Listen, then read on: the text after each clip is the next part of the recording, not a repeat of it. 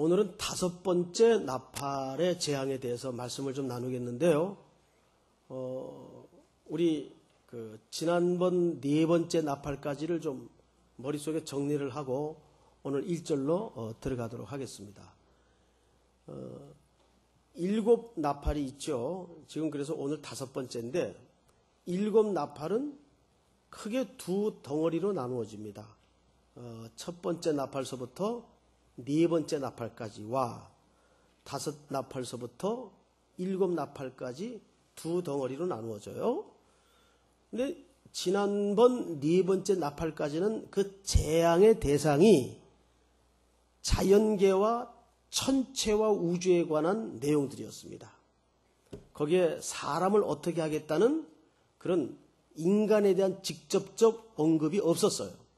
근데 이제 오늘부터 소개되는 5, 6, 7, 2번째 덩어리가 되는 이 3가지 나팔에 대한 재앙은 그 대상이 자연계나 천체나 우주가 아니라 인간에 대한 직접적인 재앙이 어떻게 될 것인가에 대해서 이제 묘사가 되고 있어요.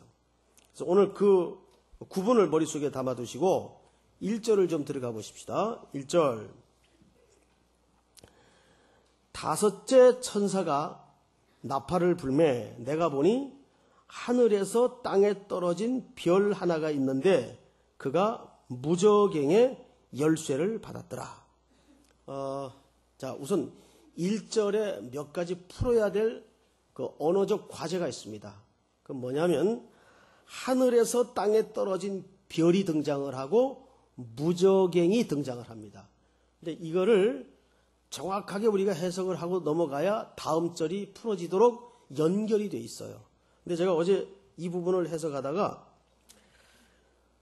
괜히 요한계시록을 잘못 건드렸구나 하는 이제 사실 후회를 좀 했습니다. 왜냐하면 왜 앞서 선배 목회자들이 또는 해석자나 강해자들이 이 요한계시록의 설교나 강해를 기피했거나 주저했는가 좀 이유를 어제서야 실질적으로 깨닫게 됐습니다. 특별히 이 9장 1절 같은 해석은 너무 많은 해석이 있어요. 사람마다 다 다른 해석이 있어요. 자유주의 쪽의 해석은 차치해 두고라도 복음주의 안에서 해석이 너무 달라요. 그래서 이걸 한 대여섯 시간 1절만 붙들고 씨름하다가 정말 혼란이 오더라고요. 그래서 설교 이 전체 줄거리를 한 3번은 뒤집었다 엎었다 했습니다. 어느 쪽을 어느 해석을 채택해야 될 것인가. 이게 말씀을 가르쳐야 되고 전해야 되는 설교자로서 참 혹독한 고민이더라고요. 근데 이제 해석을 해나가는 가운데 크게 2가지 해석을 만나게 됩니다. 첫째, 하늘에서 땅에 떨어진 별이 누구냐? 이겁니다. 누구냐? 이거를 복음주의자들 속에서 많은 대다수가 이걸 사탄으로 이해를 합니다. 사탄이다. 왜냐하면 하늘에서 떨어졌다는 이 동사 때문에 이거를 사탄으로 봐요. 그리고 실질적으로 그 근거가 전혀 없는 건 아니에요. 예를 들면 이사야서 같은 데에도 너 아침의 계명성이여 하늘에서 떨어졌도다. 별이 떨어지는 묘사가 있죠. 또 누가복음에도 보면 70인 전도 대원들이 돌아와서 예수님한테 막 영적인 역사의 보고를 하니까 너희들이 말씀을 선포할 때 하늘에서 사탄이 떨어지는 것을 보았다. 그래서 주로 사탄이 떨어질 때 그 표현을 이 떨어진다라는 표현을 묘사를 해요. 그래서 그런 표현들에 대한 문제로만 들여다볼 때는 이 근거가 전혀 없는 해석은 아닌데 또 한쪽에 어떤 해석이 있는가 하면 가장 그 유명한 아주 그 깊은 신학의 학문을 가진 학자들이 쓴 주석이 있어요. 제가 이거는 여기 신학생들도 많이 앉아 계실 테니까 추천하는 주석인데 WBC라는 주석이 있어요. 이 WBC라는 주석에는 이 하늘에서 땅에 떨어진 별을 뭘로 해석하냐면 천사로 해석을 합니다.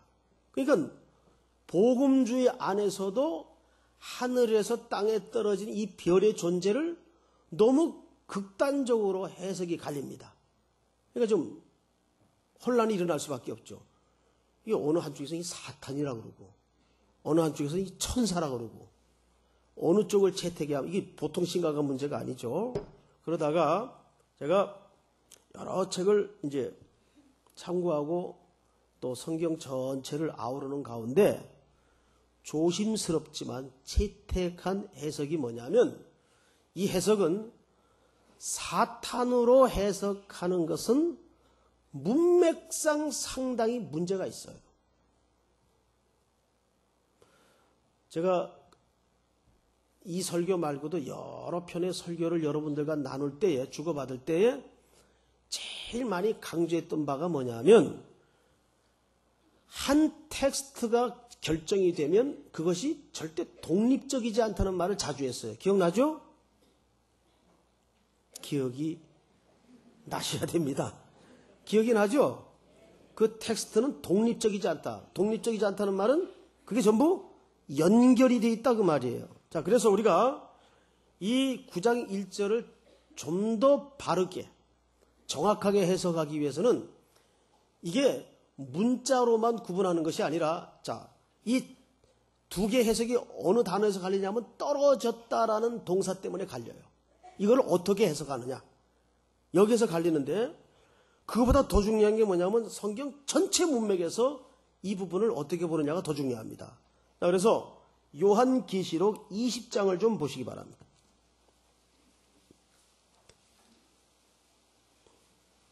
요한계시록 20장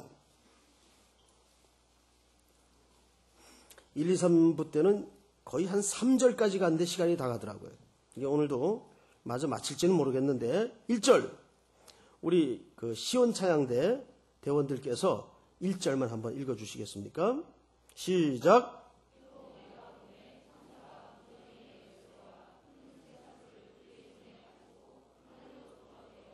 자, 여기 1절을 잘 보세요. 또 내가 봄에 누가? 사탄이? 자, 천사가 뭘 가졌어요? 바로 그 요한계시록 9장에서 가지고 있던 무저갱의 열쇠를 이 천사가 여기서도 가지고 있어요. 무저갱의 열쇠와 큰 쇠사슬을 그의 손에 가지고 하늘로부터 어떻게 돼 있어요? 내려와서. 자, 이제 앞을 좀 보세요. 여기서는 천사가 떨어졌다고 묘사되어 있습니까? 내려왔다고 묘사되어 있습니까? 내려왔다고 되어 있어요. 그런데 요한복음 9장에서는 하늘에서 땅에 별이 떨어졌다고 되어 있어요. 별이 내려왔다고 되어 있어요. 떨어졌다고 되어 있어요.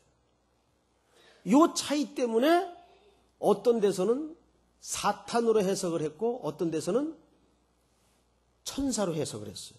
자, 이 함수 관계를 제가 설명을 찬찬히 조근조근 씹어가지고 드릴 테니까 잘 이해를 하셔야 됩니다.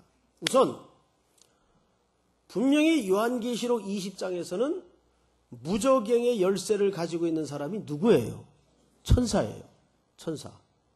근데 여기서 천사가 떨어졌다고 표현된 게 아니라 내려왔다고 표현을 하고 있어요.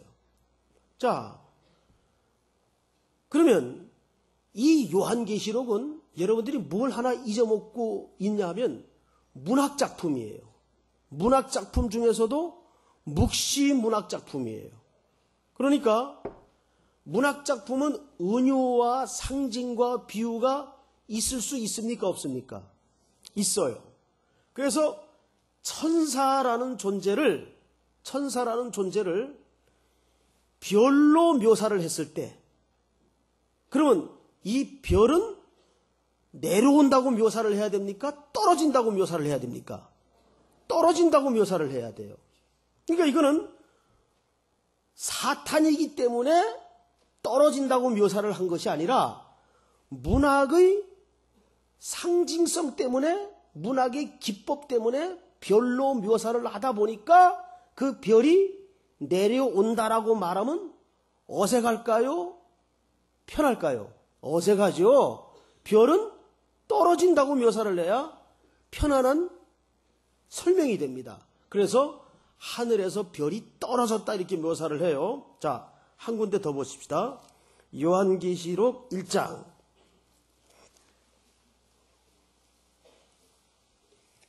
요한계시록 1장 17절. 제가 좀 읽겠습니다. 내가 볼 때에 그의 발 앞에 엎드려져 죽은 자 같이 되매, 요한이죠. 그가 오른손을 내게 얹고 이르시되 두려워하지 말라. 이분은 누굽니까? 나는 처음이요 마지막이니. 누굴 가리키죠? 십자가에 죽으신 어린 양 예수 그리스도를 가리킵니다. 자, 18절. 곧 살아있는 자라. 내가 전에 죽었었노라. 볼지어다 이제 세세토록 살아있어. 잘 들으세요. 사망과 무슨 열쇠를? 여기서 말하는 음부가 무저갱입니다. 자, 무슨 열쇠를 가지고 있어요?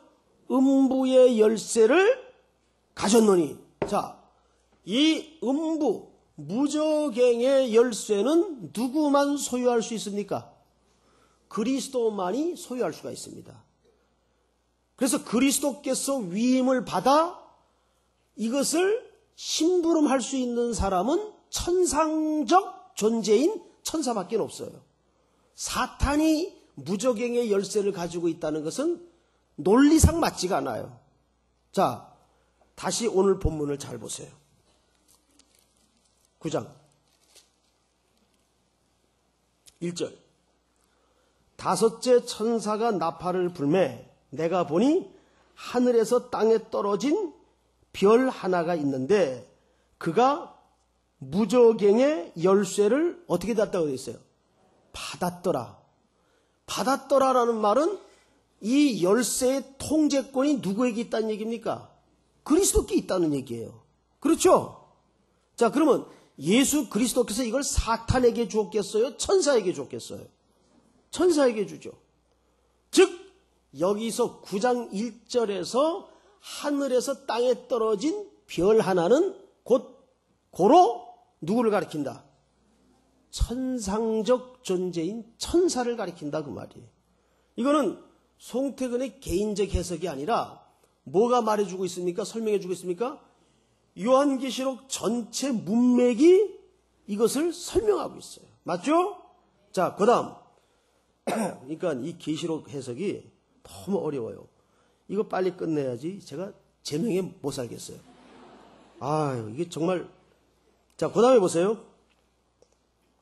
땅에 떨어진 별 하나가 있는데 그가 뭐를 받아요?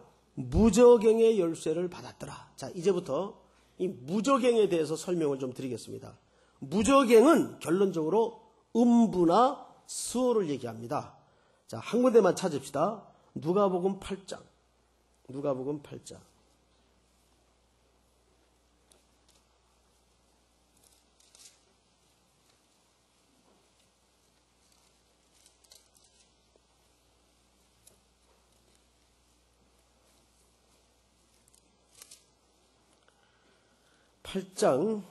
찾으셨습니까? 31절.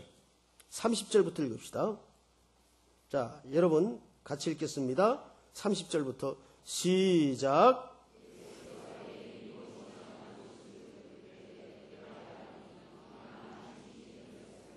자, 여기서 이제 귀신 들린 사람을 예수님이 고쳐주시죠. 그래서 네 이름이 뭐냐 질문하니까 군대라. 이 군대라는 말은 레기온이라는 말인데 로마 1군단 병력 파워를 얘기합니다.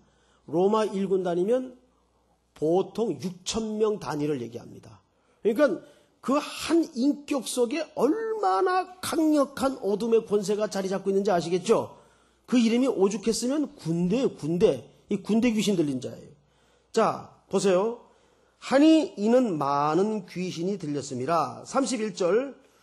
무저갱으로 들어가라 하지 마시기를 간구하니.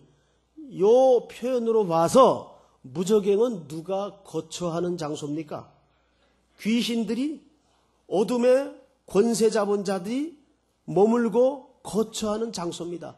말하자면 그들의 감옥이에요. 그러니까 이 실체에 대해서는 우리가 정확히 알 수가 없어요. 성경이 그렇게까지 구체적으로 말하지 않으니까, 말하지 않는다고 해서 지옥이 없는 건 아니에요.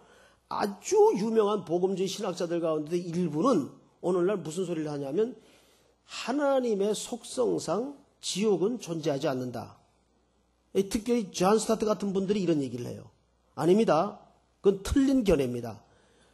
지옥은 존재합니다. 성경이 있다고 얘기를 해요. 자, 그런데 성경에서는 그것을 무저갱, 음부, 수월 이런 표현을 합니다. 그러니까 단어풀이 자체를 하자면 밑이 없는, 끝 없는 구덩이, 홀, 그런 의미가 돼요. 자, 그 정도로 무저갱의 의미에 대해서는 어쨌든 우리가 갈 장소는 아니다. 예? 아멘이십니까? 예. 그리스도 밖에 그리스도를 알지 못했던, 순종하지 않았던 자들이 이제 궁극적으로 머물며 갈 곳인데, 거기에서 9장 넘어가서 2절을 보세요. 요한계시록 9장 2절. 제가 좀 읽겠습니다. 2절. 그가, 그러니까 여기서 그는 누구를 가리켜요? 하늘에서 떨어진 별, 사탄이 아니에요. 그리스도께 열쇠 위탁을 받은 한 천사를 얘기한다 그 말이에요. 그가 무저갱을 여니 그 구멍에서 큰 화덕의 연기 같은 연기가 올라오매. 이런 거 화덕이 뭔지 아세요? 제가 얼마 전에 친구가 강원도 어느 산골에 이 숯가마가 있대, 숯가마. 그래서 그 숯을 달궈서 피웠다가 빼내면 그 안이 이제 엄청난 이게 큰 홀이 되는데, 거기 들어가서 이게 땀을 빼는 데가 강원도 그 숯 굽는 데 있대요. 가기 싫은 거를 그렇게 가자 그래가지고 이제 억지로 시간을 내서 갔어요. 그 지옥이 따로 없더군요. 왜 그 속에 들어가서 거적 같은 거 뒤집어서 그 짓들을 하는지 모르겠어요. 세상에. 나는 손을 뒤어가지고 얼마나, 이게 어디 담벼락 같은데, 그러니까 펄펄, 이건 빨간 숯을 막 꺼낸 데예요. 그 속에. 그 안에 들어가서 남자고 여자고 한데 이렇게 서로 네 눈 멀뚱 내 눈 멀뚱 보고 앉았으니 이게 무슨 짓들이에요 이게. 이게 화덕하니까 그 생각이 나요. 큰 화덕의 어딘지 가르쳐드려요? 큰 화덕에 연기 같은 연기가 올라오매 해와 공기가 그 구멍의 연기로 말미암아 어두워지며. 자, 잘 보세요. 첫 번째, 무저갱에서 뭐가 올라와요? 연기가 올라와요. 연기가 올라오는데 그 연기가 올라온 결과가 뭐예요? 결과가 해가 가리워져서 어둠이 임해요. 자, 여러분, 네 번째 나팔이 불어질 때 해, 달, 별이 빛을 잃었죠. 빛을 잃은 결과가 어떻게 됐습니까? 깜깜함이 임합니다. 어둠이 임합니다. 이 비슷한 그림인데 그 네 번째 나팔의 깜깜함, 그 어두움은 영적으로 무엇을 상징한다 그랬나요? 지난주에 말씀의 기가를 상징한다 그랬어요. 기억납니까? 예. 자, 그런데 오늘 이 첫 번째 그 그림, 무저갱에서 연기가 올라오니까 그 연기가 햇빛을 가리우고 해를 가리우고 어두움이 임했다 그랬어요. 그런데 여러분, 창세기에 보면 이와 아주 꼭 같은 그림으로서 묘사된 하나의 사건이 있습니다. 그것을 풀어내야 오늘 이 어두움의 결말이 무슨 영적인 의미를 우리에게 시사해주고 던져주는가를 알 수가 있습니다. 이게 왜 괜히 연기가 올라오는 게 아니에요. 근데 여기 잘 보시면 연기가 올라오매 그랬어요. 자, 이제부터 어디로 가냐 하면 창세기 19장을 가서 보시기 바랍니다. 그러니까 성경을 확인 안 하면 우리가 도저히 확인할 수가 없어요. 19장 28절을 보세요.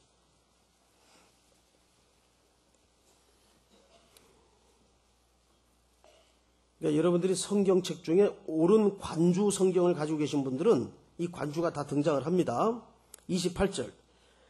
소돔과 고모라와 그 온 지역을 향하여 눈을 들어 연기가 옹기까마의 연기같이 치솟음을 보았더라.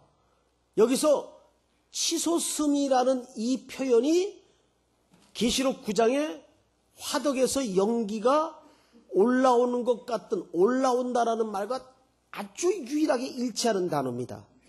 그런데 그림 자체가 똑같아요.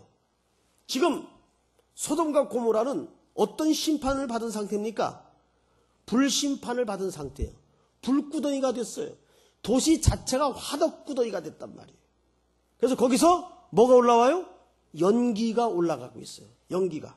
자, 그런데 중요한 것은 뭐냐면 이 연기가 계시록에서는 햇빛을 가리우고 깜깜함이 온 땅에 임했다 그랬습니다. 그런데 창세기 19장에도 똑같은 표현이 이렇게 쓰여지고 있습니다. 19장 10절을 보세요. 19장 10절. 이제 롯 문 앞에 그 소돔과 고모라 사람들이 집에 들어온 손님을 동성연애하자고 마귀떼들처럼 달려붙죠. 자, 그러니까 10절. 그 사람들이 손을 내밀어 롯을 집으로 끌어들이고 문을 닫고 문 밖의 무리를 대소를 막론하고 그 눈을 어떻게 해요? 어둡게 하니 그들이 문을 찾느라고 헤매었더라. 자, 즉 여기서 깜깜함과 어둠이 임하는 것은 하나님께서 천사들을 통해 이들의 뭘 가리우신 겁니까? 눈을 가리워서 어둡게 한 겁니다. 자, 즉 이것은 무엇을 얘기하냐 하면 이 소돔과 고모라 땅에 하나님의 말씀이 없는 기갈 상태를 얘기하는 거예요. 볼까요? 14절. 자, 우리 전체가 한번 같이 읽겠습니다. 시작.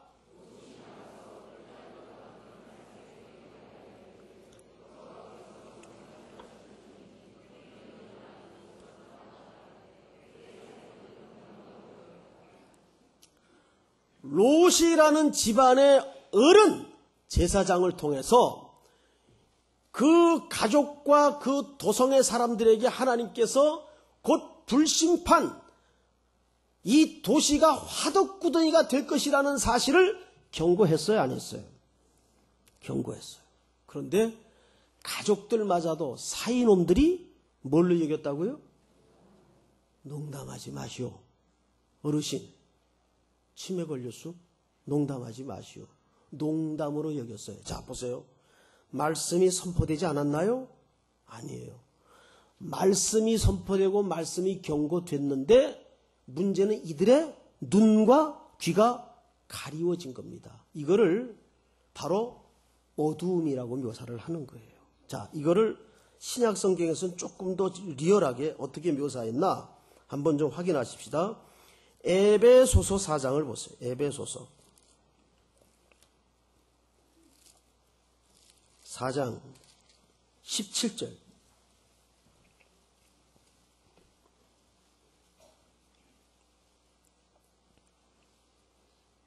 연기가 올라가고 눈이 가리워져서 해가 이른 것처럼 그 상태를 말씀의 기갈이라고 말하는데 17절 제가 좀 읽겠습니다. 그러므로 내가 이것을 말하며 주 안에서 증언하노니 이제부터 너희는 이방인이 그 마음에 허망한 것으로 행함같이 행하지 말고, 즉 무너질 것을 인생의 목표로 알고 사는 세상 사람들을 얘기합니다. 행하지 말고.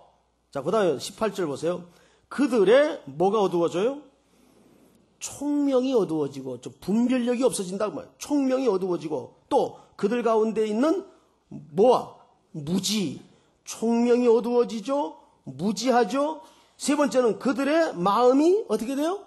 굳어짐으로 말미암아 하나님의 생명에서 떠나 있도다. 이것을 딱 한 단어로 19절에서는 뭐라고 묘사를 했는가 하면 읽겠습니다. 그들이 뭐 없는 자 같이 되어 감각 없는 자가 되어 자신을 방탕에 방임하여 모든 더러운 것을 욕심으로 행하되.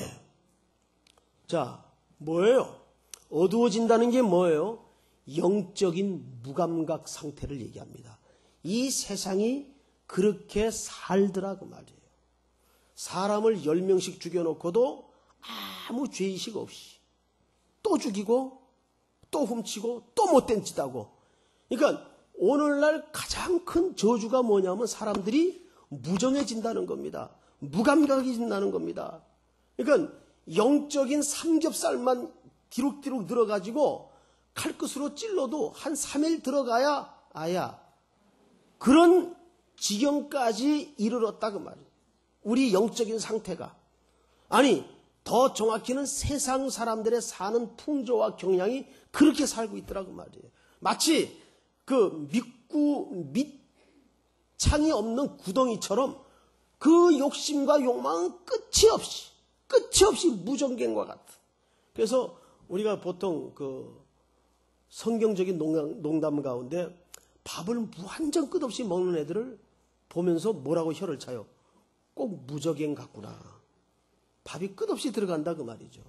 사람이 이렇게 살면서 가만히 보면 우리가 눈으로 보고 느끼는 감각이라는 게 얼마나 무서운가 하면, 저는 처음에 제일 이상했던 게 뭐냐면, 여기도 그런 형제들이 와 앉아 계실 텐데, 남자애들이 귀걸이를 하고 다녀요. 귀걸이를. 그걸 처음에 보는 순간에는 쟤들이 미쳤나? 대본에 이런 말이 나옵디다. 그런데 그게 이제 1년 보고 2년 보고 요즘 보니까 이뻐 보여요. 이게 사람 인식 변화라는 게 그렇게 무서워요. 그러니까 우리가 이 세상 문화라는 게 우리에게 얼마나 무서운가 하면, 이게 텔레비들이 오늘날 사람들의 사고 체계와 가치를 다 망가뜨려놔요. 텔레비에서 요즘 그 드라마 가운데 무슨 드라마 있죠? 왜? 말도 안 되는 관계가 얽히고 설키고. 제 친구 목사 중에 하나는 그 모 드라마를, 거기 이제 우리 교회 권사님도 나오는 드라마라 그러는데, 그 드라마를 보면서, 뭐라고 한마디 했대요, 설교 시간에. 설교 끝나고 무광실에 들어가서 다음 예배를 쉬고 있는데 비서실에서 쪽지가 하나 들어왔어요. 쪽지가. 목사님, 그 드라마 작가가 우리 교회 집사입니다. 실지. 이 친구한테 전화를 받았어요. 그 드라마 작가가 우리 교회 집사입니다. 다음 예배 순서에는 그 멘트를 좀 빼주시기 바랍니다. 이러고 올라왔어요. 제가 2부 예배 때 그 막장 드라마 얘기를 했더니 2부 예배 끝나고 나서 우리 그 목사님 한 분이 거기 드라마에 출연하는 분이 우리 교회 권사님이십니다. 그게 중요한 게 아니고 요즘 세태가 그래요. 그러니까 그런 거를 처음에 무심히 보다가 욕을 하면서 보다가 욕하면서 배우게 되고 아무렇지도 않게 되고, 이게 이제 우리 속에서 이게 함몰되고 무너진단 말이죠. 이런 것들. 그러니까 제가 이제 우리 교회는 청년들이 많으니까 1, 2부, 3부 때도 그랬지만은 청년들이 자꾸 그 공무원 시험만 준비할 게 아니라 여러분들 가운데 좋은 작가도 나오고 좋은 감독도 나오고 좋은 소설가도 나오고 좋은 운동선수도 나오고 좋은 배우도 나와서 정말 이 더러워져가는 세상의 문화를 좀 샘솟는 문화로 바꿀 선교적 책임이 있단 말이에요. 예? 그래서 저는 우리 청년 담당 목사님들 보면은 이 노량진에 왜 애들이 이렇게 많이 올라와 있냐. 얘들 전부 다 귀양 운동 시켜라. 귀양 운동. 예? 전부 공무원 시험 보겠다고 올라와 있단 말이에요. 근데 이게 지금 사회의 심각한 문제입니다. 이제 아마 다음 주인가 언제 우리 그 교회 청년부가 그 KBS 방송국에 이게 이제 뉴스를 탑니다. 이 청년 실업 문제 때문에 우리 교회 청년부를 찍어갔어요. 그 KBS에서. 이제 그게 이제 어떤 포인트로, 어떤 초점으로 나갈지는 아직 모르겠지만은 우리나라 실업률 높다 그러는데 지금 여러분 외국인 노동자들 노동력이 빠져나가면 우리나라 산업이 붕괴되는 거 아세요? 그러면 손이 모자라서 붕괴되나요? 그 일을 이제는 안 하려고 합니다. 우리 아버지 세대들이 기름때 묻히고 흙 묻히고 손톱이 벗겨져 나갈 정도로 험한 일에 몸을 뒹굴어가며 했던 일들을 이젠 자식 세대들이 안 하려고 하니까 실업률이 올라가는 거예요. 그 자리를 지금 누가 와서 다 메꾸고 있습니까? 외국인 노동자들이. 우리 청년부나 우리 교회 성도들이 한 달에 한 번씩 토요일마다 안산 노동자 거리에 가서 지금 전도하고 있어요. 선교하고 있어요. 거기 완전히 외국입니다. 이제는 우리나라도 단일 민족 소리 못하게 생겼어요. 그 자리를 외국인 노동자들이 다 지금 차지하고 있습니다. 그거는 사회 구조 역학 관계상 어쩔 수 없는 현상이라고 쳐도 우리 청년들 자꾸 안일한 자리, 공무원 자리만 찾을 게 아니라 이렇게 세상 문화가 도탄에 빠지고 가치 부재 속에서 좀 막가는 세상을 만들어가고 있잖아요. 이 속에 우리 그리스도인들이 어떤 성교적 소명을 가져야 되겠나 그 말이에요. 그러니까 공무원 시험만 준비하지 말고 CEO는 CEO대로 그 자리에서 좋은 CEO가 되십시오. 또 여러 가지 일터에서 다양한 영역에서 김밥을 하나 말더라도 거기에서 선교를 할 수가 있다 그 말이에요. 전부 공무원만 하려고 그래요. 이거는 오늘날 이 청년 문화의 아주 도드라진 현상입니다. 자, 사랑하는 성도 여러분, 이제 오늘 본문으로 다시 돌아가십시다. 9장 3절을 보세요. 연기가 나오며 해가 빛을 잃어 어두워지고 3절에 또 하나가 나오는데 거기 보면 또 황충이 연기 가운데로부터 땅 위에 나오매 그들이 땅에 있는 전갈의 권세와 같은 권세를 받았더라. 자, 두 번째는, 첫째는 연기가 나오고 무저갱에서, 두 번째는 뭐가 나와요? 황충이 나와요. 여기서 말하는 황충은 뭘 얘기하냐 하면 메뚜기를 얘기합니다. 메뚜기. 근데 이 메뚜기는 우리 나라에서 보는 그런 메뚜기가 아니에요. 제가 이제 그 대구에서 살 때인데 어릴 때입니다. 집에 늘 아버지가 군인이시니까 찝차가 있었어요. 그러면 쉬는 날만 되면 그 찝차에다 저를 태우고 저 근교로 나가가지고 바로 그 논두렁이 나오지 않습니까? 그러면 그 푸대자루 같은 데다가 한가득 메뚜기를 잡았어요. 그 아버님이 그 메뚜기 볶음을 그렇게 좋아하셨어요. 그래서 그걸 한보따리 이제 잡아오면 아침에도 메뚜기, 저녁에도 메뚜기. 그 어린 시절에 메뚜기를 많이 먹었어요. 근데 우리나라에서 나는 메뚜기는 이게 톡톡 위로 튀는 메뚜기입니다. 여기는 그런 메뚜기가 아니라 메뚜기가 아주 여러 종류가 있는데 이건 나는 메뚜기, 나는 메뚜기. 그러니까 이 메뚜기가 한번 떴다면 하늘이 새카매져요. 깜깜해져요. 펄복이 쓴 대지라는 그 소설에 보면 그게 나옵니까? 안 나옵니까? 나와요. 이건 교양 과목이 튼튼해야 설교를 잘 이해를 합니다. 거기 초원의 집이라든지 펄복이 쓴 대지에 같은 데 보면 메뚜기가 새카맣죠. 하늘을 쫙 덮어요. 엄청나요. 그러니까 여기서 말하는 메뚜기는 그런 엄청난 메뚜기인데 사사기에 보면 이스라엘을 침공할 때 미디안 군대가 수십만이 쳐들어옵니다. 그런데 그 미디안 군대를 성경 기자가 메뚜기라고 묘사를 해요. 그래서 이 메뚜기가 갖는 가장 궁극적인 그림은 파괴, 파멸을 이게 한번 쓸고 지나가면 다 끝장나요. 그래서 이 메뚜기는 이 지상의 초록을 다 갉아먹습니다. 완전히 거덜이 납니다. 그날 농사는 끝나는 거예요. 자, 그런데 성경을 잘 보세요. 5절을 보세요. 4절을 보세요. 그들에게 이르시되 땅의 풀이나 푸른 것이나 각종 수목은 해하지 말고 해하지 말고 원래 이들이 푸른 것을 먹어요. 오직 이마에 하나님의 인침을 받지 아니한 사람들만 해하라 하시더라. 자, 이거는 질문. 그리스도인을 얘기합니까? 불신자를 얘기합니까? 불신자를 얘기합니다. 자, 여쭤볼게요. 여러분들은 이마에 인침을 받은 사람이 안 받은 사람이? 받은 사람이에요. 여기서는 이런 물리적 이마에 진짜 이렇게 딱 뭐가 찍히는 그런 인침이 아니에요. 영적인 의미란 말이에요. 이 인침은 예수 그리스도의 보배로운 피로 구속함을 받은 하나님의 백성들. 자, 요한계시록 7장에는 이 인침 받은 수를 몇 명이라고 묘사하고 있냐면 14만 4천으로 묘사를 하고 있어요. 여러분들이 14만 4천 명 안에 들어갈 수 있어요, 없어요? 있어요? 어떻게 들어가요? 거기서 말하는 14만 4천이라는 숫자도 문학적 표현이라고 그랬죠?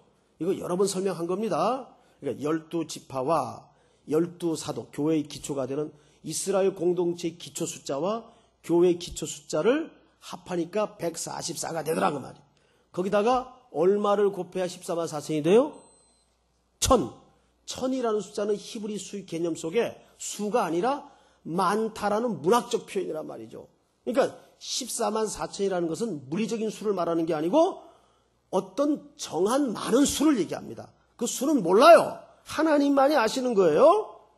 믿습니까, 여러분? 그것이 인친자예요. 자, 성경을 보세요. 5절을 다시 보십시다. 그러나 그들을 죽이지는 못하게 하시고 5달 동안 괴롭게만 하게 하시는데 그 괴롭게 함은 전갈이 사람을 쏠 때 괴롭게 함과 같더라. 자, 여기 보세요. 몇 달 동안 괴롭게 해요? 5달 동안. 왜 5달? 5달 끝나면 그 다음은 좀 나아질까요? 아닙니다.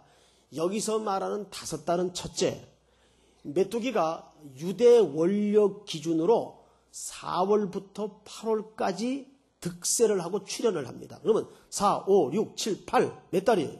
5달이에요. 요 메뚜기의 재앙이 지나가면 더 큰 재앙이 임할 것이라 그 말입니다. 그래서 너무 전갈에 쏘이는 것 같은 괴로움이 몰아쳐도 괴로워서 죽고 싶은데 죽을 수가 없게 만든다 그 말이에요. 그러니까 이거는 끔찍한 경고예요. 6절을 보세요. 6절. 그날에는 사람들이 죽기를 구하여도 죽지 못하고 죽고 싶으나 죽음이 그들을 피하리이다. 이건 긍정적 의미에서 이 경고가 아닙니다. 자, 우리는 이제 해석은 끝났어요. 결론 2가지입니다. 첫째, 예수 그리스도의 보혈로운 피로 조건 없는 사랑으로 인침을 받은 우리는 이유 불문하고 이 땅에 살든 저쪽에 가서 영원히 살든 행복자입니다. 그 사실을 믿습니까? 이 재앙은 우리와 상관이 없는 재앙이에요. 그러나 중요한 것은 2가지입니다. 첫째가 뭐냐면